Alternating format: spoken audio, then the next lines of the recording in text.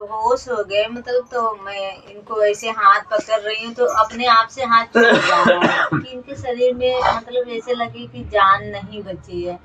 तो मैं कस के रोने लगी, इनके गाल पे ऐसे ऐसे सुरा रही थी, आवाज दे रही हूँ, लेकिन इनकी आंखें बंद और एकदम बेहोश, मतलब कुछ भी होश नहीं है। फिर मैंने डॉक्टर को मतलब आवाज दिया, डॉक्टर आया, उसने जांच किया और मतलब देखा, सब कुछ आला वाला लगा के सब कुछ देखा। कहता इसको क्या हो गया है, अभी तो ये इंसान भला चंगा था, अच्छे से बोल रहा था, इसको अचानक क्या हो गया। तो फिर वो डॉक्टर आया, देख के चला गया, कहता पता नहीं क्या हुआ, हमारे बस में नहीं है। फिर दूसरा डॉक्टर आया, उसने देखा, देख के उसके बाद में उसने कुछ मतलब एक सुई लगाई, सूजी लगाई, मतलब शुगर, इनका जो शुगर था एकदम 0 पॉइंट था, और खून जो था एकदम, शुगर तो एकदम लो था और खून जो था एकदम 0 पॉइंट था।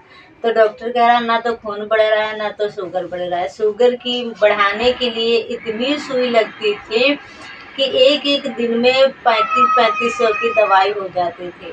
मतलब इतना सारा दिन ग्लूकोज चढ़ता रहता था, लेकिन इनकी शुगर नहीं बढ़ता था। शुगर जितना था उतना ही रहता था, मतलब 0, शुगर बढ़ता ही नहीं था। फिर उसके बाद में हमारे मतलब ससुराल के लोग गए, इनको थोड़ा बहुत होश आया। जब वो डॉक्टर ने सुई लगाई तो इन्हें होश आया। डॉक्टर परेशान हो गया देख के, कहता ऐसा है इनको कहीं मतलब मैं अंते के लिए मतलब ट्रांसफर कर रहा हूँ, तो आप वहाँ लखनऊ में जाइए, वहाँ प्राइवेट में इनको भर्ती करा दीजिए। ठीक है। फिर मेरी मैडम से कहा गया कि इनका उन्नाव में इलाज नहीं हो पाएगा क्योंकि इनके बहुत ज़्यादा हालत ख़राब है, ये हो सकता है 2-4 दिन के मेहमान हैं, ख़त्म हो जाएंगे। लखनऊ उन्होंने भेज दिया मुझे। तो जब मेरी बीवी बच्चे और पूरा मेरे साड़ू मेरी साली सब मुझे लेके गए, तो वहाँ जो अस्पताल था मैं बेहोश ही रहता था। क्योंकि जब मैं उन्नाव में इनका मतलब भर्ती कराया था, तो वहाँ पे हमारे जेठ के जो दामाद थे, तो वो मतलब पास्टराईगिरी का काम करते थे, पास्टर थे, वो चर्च लगाते थे। उनसे मेरी बात हो चुकी थी उनकी वाइफ से, तो वो कह रहे थे कि देखिए चाची आप परेशान मत होइए, वो चंडीगढ़ गए हैं, लेकिन आप उनकी प्रार्थना जरूर होगी। मतलब जो उन्नाव में भर्ती थे तभी से इनकी प्रार्थना शुरू हो गई थी, लेकिन हम भी लोग करते थे, प्रभु का प्रार्थना करते थे, लेकिन इन्हें होश नहीं था। फिर जब मुझे होश नहीं था, फिर मुझे लखनऊ ले जाया गया।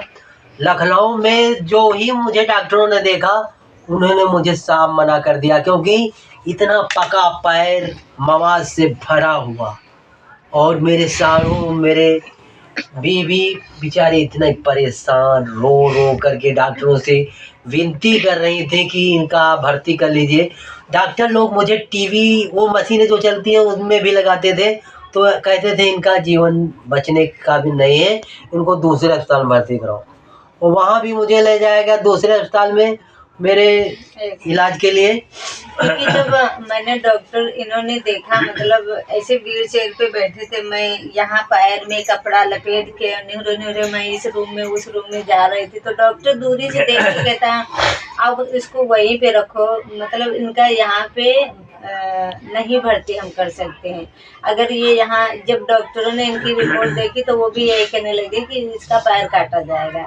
तो जब इसने मतलब इतनी बार डॉक्टर ने कहा, तो मेरे तो भैया होश खराब हो गए कि मतलब अब मेरे छोटे छोटे बच्चे थे 8-8 7-7 साल के, अगर इनका पैर कट जाएगा तो मतलब ना तो हमारे बच्चे जी पाएंगे, ना तो उनको कोई खिला पाएगा, ना तो ये कमाने वाले योग्य रहेंगे, तो हम लोग क्या करेंगे।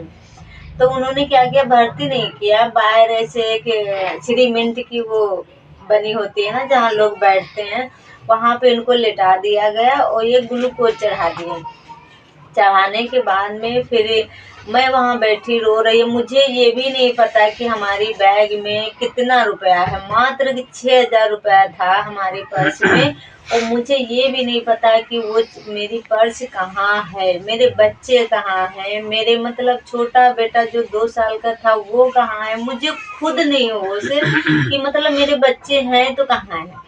वहाँ पे इनको लिटा दिया गया। अब इनको होश आ रहा है, बेहोश हो गए, मतलब होश आता है फिर बेहोश हो जाते हैं। कोई मतलब डॉक्टर इनको भर्ती करने के लिए कोई तैयार ही नहीं था। कि वहाँ पे मैंने बैठ के ऐसे प्रार्थना किया, हम कहे प्रभु तुम ही मतलब इंसान को तुम ही बनाते हो, अगर तुम चाहो तो इंसान को मतलब क्या से क्या कर सकते हो। ये बीमारी कोई बहुत बड़ी बीमारी नहीं है, अगर तुम चाहो तो एक पल में हर एक बीमारी को मतलब दूर कर सकते हो। मैंने प्रार्थना किया और प्रार्थना करके मैंने ऐसा प्रार्थना किया कि मतलब उस समय में ऐसा लगा कि मैं टूट गई हूँ, मेरे इस दुनिया में कोई नहीं है। मतलब ऐसे मैंने प्रार्थना किया कि ऐसा लगे कि मेरे शरीर से आग निकल रही है। और उसके बाद में मेरी बहन ने देखा, देख के और मुझे मतलब वहाँ से लेवा लाई इनके पास से। इनको होश आता है कि क्या हो गया, तू क्यों रो रही है, क्या हो गया है तुझे। तो मैं बोल रही कि कुछ भी नहीं हुआ है। मैंने वहाँ से जब मैं चली आई तो मेरे बहनों ने देखा तो वो भी बहुत रो गए, परेशान हो गए। मेरे भाई के पास फ़ोन किए, मेरे भाई लोग आए वही 1 बजे रात के हैं, लेकिन वहाँ पे कोई भी भर्ती नहीं किया गया। कहते इनको बहुत बड़े हॉस्पिटल में है लेके जाओ। उस हॉस्पिटल का नाम क्या था? मैंने प्रार्थना किया था, मैंने कहा प्रभु मुझे विश्वास है तुझ पे, क्योंकि तूने मनुष्य को बनाया, मेरे लिए कोड़े खाए, मेरे लिए तूने सूली पे चढ़ा। मतलब मैं अपने पति के साथ नहीं जाऊंगी, मैं इनको मतलब तुम्हारे हाथों में सौंप रहा हूँ। अगर तुम चाहते हो कि ये तुम्हारे बनाए हुए इंसान है, मतलब अपने पवित्र हाथों से बनाया हो, अगर इनका शरीर कटेगा, इनका पैर कटेगा तो प्रभु आप करता हुआ देख सकते हो, परंतु मैं नहीं देख सकती। मैं तो एक इंसान हूँ, मैं नहीं देख सकती हूँ, क्योंकि प्रभु आज से मैंने इनको तुम्हें सौंप दिया है। इनका चाहे मार दो, चाहे जिंदा रखो, जो मर्जी आवे तो करो। मैं वहाँ से प्रार्थना करके मैं फिर चली आई। मेरी बहन वहाँ खड़ी थी, वो सुन रही प्रार्थना किया। फिर जब दूसरे हॉस्पिटल में लेके गए तो मैं नहीं गई साथ में। मेरे भाई ने कहा कि आप चलो, कि मैंने कहा मैं नहीं जाऊंगी इनके साथ में, मैंने प्रभु को सौंप दिया तो प्रभु आगे मतलब प्रभु संभालेगा। फिर वहाँ पे सारी रात हो गया मुझे गाड़ी में बैठे बैठे। ये छोटा सा बेटा है, इसको मैं गोदी में लेके बैठी रही, मच्छर इतने काट रहे हैं कि कुछ कहे कि नहीं। मतलब ऐसा लगे कि भी समय में यहाँ कुछ मेरी कुछ समझ नहीं आ रहा है कि मैं क्या करूँ। वहाँ भी जब दूसरे हॉस्पिटल लेके गए तो वहाँ भी डॉक्टर ने मना कर दिया, कहते इनका यहाँ पे भर्ती नहीं हो सकती। फिर अस्पताल में मुझे ले जाया गया, दूसरे अस्पताल में, लखनऊ के सबसे बड़े अस्पताल में, जहाँ या तो आदमी मरेगा या बचेगा। तो वहाँ भी अस्पताल में भर्ती नहीं किया गया, मुझे बाहर ही लिटा दिया गया। हाँ, तो वहाँ बाहर लिटा दिया गया। मुझे पट्टी कर देते थे पैर में हल्की फुल्की, और वहीं मैं पड़ा रहता था। वहाँ से मुझे ट्रांसफ़र कर दिया गया कि ये 2-4 दिन के मेहमान हैं, ये नहीं बचेंगे, वो मर जाएंगे। और वहाँ से ऐसा हुआ कि हमारी बीवी बच्चे सब कहने लगे गांव में उठा लाओ, क्योंकि अगर प्रभु की इच्छा होगी, जो इच्छा होगी वही होगा। क्योंकि डॉक्टरों ने सब लोगों ने मना कर दिया कि अब ये बचेंगे नहीं। मगर यहाँ हमारे रिश्तेदार जी जो थे वो प्रभु की प्रार्थना इतनी कठिन मेरे लिए कर रहे थे कि प्रभु इनको बचा ही दीजिए। और हमें तो ऐसा हुआ कि मतलब मेरे भाई ने जो थे तो उन्होंने मुझे गांव भेज दिया। मैं 3 टाइम प्रार्थना करती थी, सुबह और दोपहर को, शाम को। तो मतलब 3 दिन तक ये वहीं थे रहे, मतलब 4-5 दिन तक वहीं रहे, 4 दिन तक के। 4 दिन के बाद मुझे फोन आया, मेरी बहन ने फोन किया, कहते दीदी जीजा के जो पैर इतना मतलब सूजा था वो एकदम अपने आप से सूख के एकदम नॉर्मल हो चुका है, जैसे मतलब नॉर्मल इंसान का पैर होता है, एकदम स्टेबल हो गया है। अब आगे क्या हुआ ये मुझे नहीं पता, ये आप ये बता सकते हैं। वहाँ क्या हुआ था कि जब मेरी पट्टी बदल रहे थे तो जो वहाँ पट्टी बदलने वाले थे उनको 6-6 महीने का पैसा नहीं मिला था। प्रभु ने उनके अंदर आग पैदा की। उन्होंने अपना चाकू से मेरा ऑपरेशन नहीं किया, उन्होंने अपना हाथ पेल दिया मेरे पैर में, फाड़ दिया पैर को, पीप निकलने लगा। परमेश्वर ने उनके अंदर जा कर के ऑपरेशन कर दिया मेरे पैर की, और मेरा पैर का जितना मवाद था वो बहने लगा। फिर उन्होंने पट्टी कर दिया और कहने लगे ये बचेंगे नहीं, मर ही जाएंगे। और प्रभु की इतनी शक्ति है कि यहाँ प्रार्थना मेरे घर में चल रहा था, हर चर्च में मेरा प्रार्थना चल रहा था कि बच जाए। उसके बाद कुछ ऐसा हुआ, हमारे भी बच्चे हमें घर पे उठा लाए और मुझे ले जाया जाता था, मेरे घर तक पहुँचाने के लिए खटिया आई थी। खटिया पे मुझे लेटाया गया और जैसे आदमी की अर्थी उठाई जाती उस तरह से मुझे उठा के गाँव में ले गए और वहाँ दुआ प्रार्थना हो रही थी। डॉक्टरों ने सबने मना कर दिया था कि मेरे बस की बात नहीं। उसके बाद परमेश्वर, मेरा जीव निकल गया शरीर से मेरा जीव निकल गया, मैं जान गया कि मैं ख़त्म हो चुका हूँ। उसके बाद मैं जैसे सपना देखा था उस तरह से मेरा जीव, जैसे कोई शैतान नहीं होता है अपना मेरा शरीर का जीव हाथ में पकड़ लेता है, उसी तरह से मेरे शरीर के जीव को पकड़ लिया और वो लिए जा रहा था मुझे उड़ता हुआ। और इधर प्रभु का प्रार्थना चल रहा था और उधर मेरे जीव को वो पकड़ लिया जा रहा था।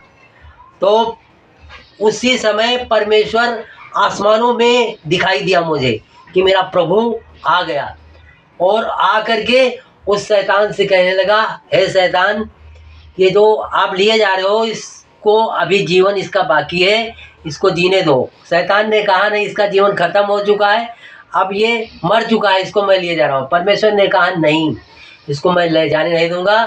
तो शैतान और परमेश्वर से क्या हुआ कि परमेश्वर ने कहा अगर तुम मुझे हरा दोगे शैतान से तो फिर मैं इसको ले जाने दूंगा, अगर मैं जीत गया तो इसे वापस करना पड़ेगा। शैतान ने मान लिया। फिर परमेश्वर मेरे लिए, एक तुच्छ इंसान के लिए अपनी युद्ध चालू कर दिया। इधर प्रभु लड़ रहा था, उधर शैतान। मैं मुट्ठी से झांक रहा था कि क्या हो रहा है। परमेश्वर इतना महान है कि शैतान को उसने परास्त कर दिया, उसको खंडित कर दिया। परमेश्वर जिस तरह से आपने देखा होगा कि जो मुर्गा होता है उसके पक्खन परमेश्वर फाड़ के फेंक देता, उसी तरह शैतान को फाड़ दिया परमेश्वर ने। और जो मेरे उसके मुट्ठी में मेरा जीव था उसको परमेश्वर ने अपने हाथ पे रखा और कहने लगे, जा अब तू धरती पर जा और अपने बच्चों के साथ मेरी आराधना प्रार्थना करना और जा करके जीवित हो जा। और परमेश्वर ने मुझे जो ही भेजा मैं जीवित हो गया। उसके बाद मुझे डॉक्टर की जरूरत नहीं पड़ी। एक छोटा सा डॉक्टर जो बंगाली डॉक्टर आता था वो मेरे पट्टी बस बांधने आता। प्रभु ने मुझे चंगा किया और परमेश्वर ने मुझे जीवित किया। एकदम मृत्यु से मैं बच गया और परमेश्वर द्वारा मैं बचा हुआ हूँ। प्रभु का बहुत बड़ा धन्यवाद है कि ऐसे ऐसे तुच्छ आदमियों के लिए परमेश्वर अपने आप के लिए युद्ध करता है और उनको बचा देता है। इसलिए यही मेरी गवाही है और दोबारा हम परमेश्वर के राज के लिए बचे हैं। और आप लोग इस गवाही को जरूर देखें कि परमेश्वर की अद्भुत गवाही है कि एक मृतक शरीर को परमेश्वर ने कैसे बचाया। सबको जय मसीह की जय मसीह।